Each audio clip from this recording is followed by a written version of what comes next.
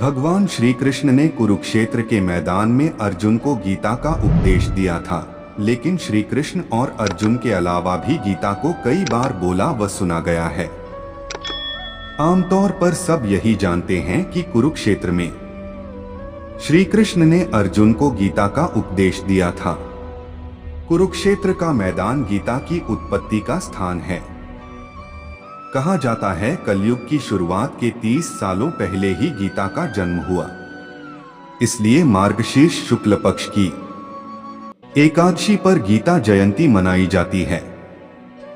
इस बार ये पर्व 8 दिसंबर रविवार को मनाया गया। भगवान ने सूर्य देव को गीता का उपदेश दिया। जब श्री कृष्ण अर्जुन को गीता का उपदेश दे रहे थे तब उन्होंने ये भी बोला था कि ये उपदेश पहले वे सूर्य देव को दे चुके हैं। तब अर्जुन ने आश्चर्य से कहा कि सूर्य देव तो प्राचीन देवता हैं, आप उनको ये उपदेश पहले कैसे दे सकते हैं। तब श्री कृष्ण ने अर्जुन से कहा था कि तुम्हारे और मेरे पहले बहुत से जन्म हो चुके हैं। तुम उन जन्मों के बारे में नहीं जानते, लेकिन मैं जानता हूं। इस तरह गीता का ज्ञान सर्वप्रथम अर्जुन को नहीं बल्कि सूर्य देव को प्राप्त हुआ था। संजय ने धृतराष्ट्र को गीता का उपदेश सुनाया। जब भगवान श्री कृष्ण कुरुक्षेत्र के मैदान में अर्जुन को गीता का उपदेश दे रहे थे, उस समय संजय जो राजा धृतराष्ट्र के सारथी थे, जिन्हें महर्षि वेदव्यास ने दिव्य दृष्टि दी थी, अपनी दिव्य दृष्टि से वह सब देख रहे थे और उन्होंने गीता का उपदेश धृतराष्ट्र को सुनाया था। महर्षि वेदव्यास ने भगवान श्री गणेश को गीता का उपदेश सुनाया। जब महर्षि वेदव्यास ने मन ही मन महाभारत की रचना की तो बाद में उन्होंने सोच कि इसे मैं अपने शिष्यों को कैसे पढ़ाऊं। महर्षि वेदव्यास के मन की बात जानकर स्वयं ब्रह्मा उनके पास आए। महर्षि वेदव्यास ने उन्हें महाभारत ग्रंथ की रचना के बारे में बताया और कहा कि इस पृथ्वी पर इसे लिखने वाले कोई नहीं है। तब ब्रह्मदेव ने कहा कि आप इसके काम के लिए श्री गणेश का आवाहन कीजिए।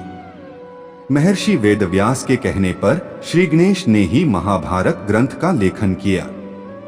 महर्षि वेदव्यास बोलते जाते थे और श्री गणेश लिखते जाते थे।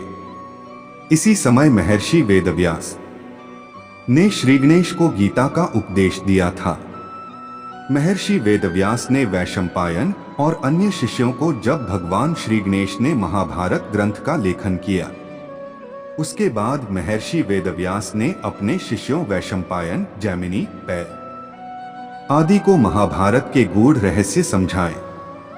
इसी के अंतर्गत महर्षि वेदव्यास ने गीता का ज्ञान भी अपने शिष्यों को दिया।